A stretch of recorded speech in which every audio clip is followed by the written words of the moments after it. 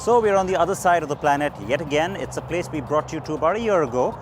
Spartanburg in South Carolina in the United States is where they make this car and all the other SUV models from BMW. And the X6 in its second generation, you got a glimpse of it at the Paris Motor Show. It's now time to drive it and bring you all the details. Welcome to a brand new episode. I'm Siddharth Vinayak Parthankar. We're going to begin, of course, with that big monster, and I've got it in the M Performance version.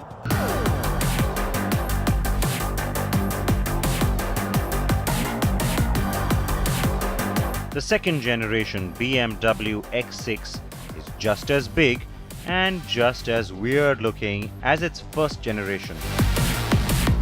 It also tells the same story of over-the-top impractical demand from buyers as its predecessor.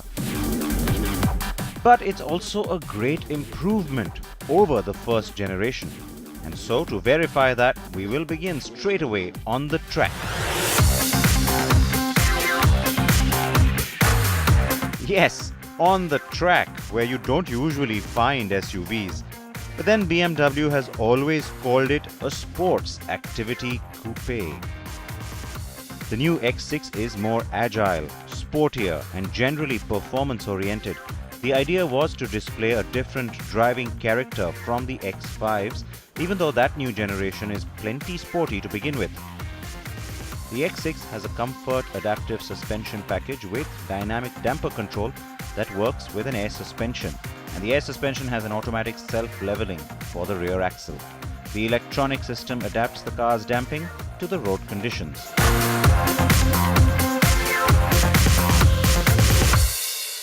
Now, of course, it's the Germans, so you get a nice detailed briefing, and they keep telling you about what all this car is now capable of doing, but you still kind of don't believe them. You approach this a little cynically thinking, you know what, it's a big heavy SUV, how sporty. So it's a nice surprise when you come out here and you can actually feel that power going to the rear exactly as they say it would. Really fun and yeah, very surprising indeed.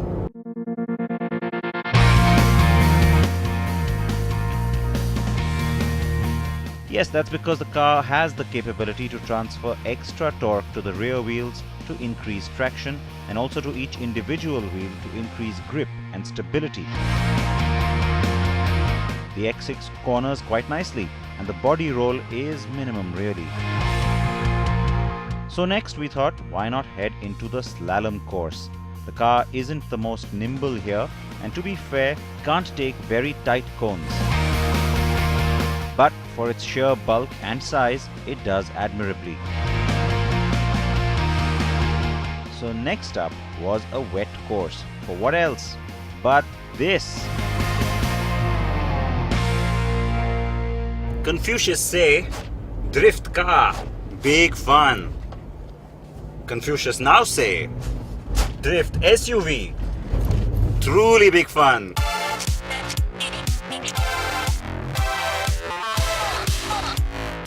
Yes, it's a little absurd really when BMW told us we could do this. Absurd, but fun. Oh man, this is mad. This is just mad. You can really feel the torque going to the rear wheel, the outer wheel. Really keeps the car in control. Of course, when you turn the DSE off, then things get even more fun. Yes, the car stayed in Sport Plus mode and minus its electronic controls on. And boy, was it fun. The whole focus of bringing us here to the track today was just to try and drive home the point that the torque vectoring system on the new X6 has really been worked on. You get that extra torque, that sense of control. It also helps in cutting down on the body roll. So has it all worked? Is it better than the last car? Well, having done all three sections that we were supposed to be doing here today, including the mad drifting section back there, I can say the answer very safely is yes.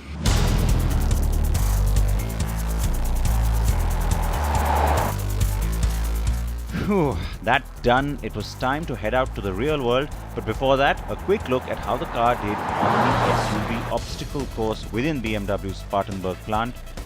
The X6 has a reasonable wading capability and can climb and descend inclines with a fair amount of ease.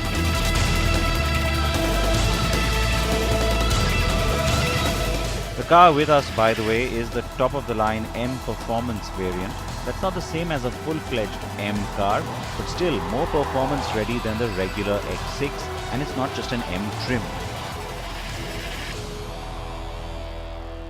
BMW says that the car will get to us by about the middle of next year, not before that. And at the time, we will have the 30D, the 50i, and this car also driving in. That's the M50D, of course. So let's just quickly run you through the specs on all those engines. We'll start, of course, with the car that I'm driving right now. So it's a 3-litre 6-cylinder inline diesel with twin-power turbo and 381 brake horsepower. This is the most powerful diesel in the BMW lineup and has xDrive all-wheel drive as standard. The 30D uses the same block, and we know it from the X5 too, but it has a tamer output by comparison. xDrive remains standard for the Indian spec. Now this variant will probably have the least demand, but the most powerful petrol from the lineup will still be offered in India when the car launches. The taillight's been really nicely sculpted. It's got a lot of depth, a lot of detail, and it looks really high-end, very attractive. This particular line that comes out of the taillight and gives the car a nice amount of muscle on the side is also very attractive. And then you come to the controversial bit, which of course is the sloping roof line. Now, the debate about whether or not a sports activity coupe is required in the market or not, well, you know what? There are many people who are going to say that it's a ridiculous car to have and you really don't need one. But 260,000 units later, BMW definitely doesn't think that it's a bad idea to bring out a second generation on this car, and which is why you have one. The Mercedes MLC, the ML Coupe, is also ready. I've had a glimpse of that car, and I can tell you it has a similar profile. It's going after the same market. So which is why it's nice to see that at least when you compare to the first generation, this second generation X6 is looking better. Now let's look at the front.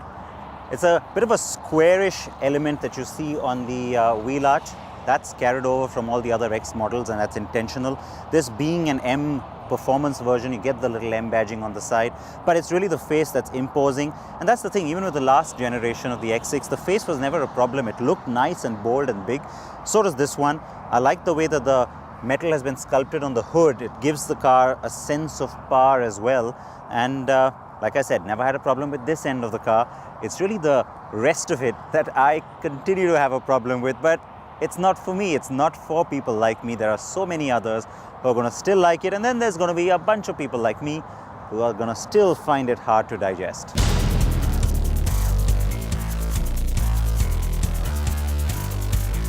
Well, BMW isn't aiming at folks like me anyway. The new X6 is expected to surpass the last one in terms of sales. BMW will get busy shipping these to its buyers, which will primarily come from the US and Chinese markets. But there is a buzz here at Spartanburg. The company has decided to invest an additional $1 billion here to expand capacity by 50% to 450,000 units annual production by 2016. The plant currently produces the X3 and X4 in Hall 52 and the X5 and X6 in Hall 50, where we took you last year.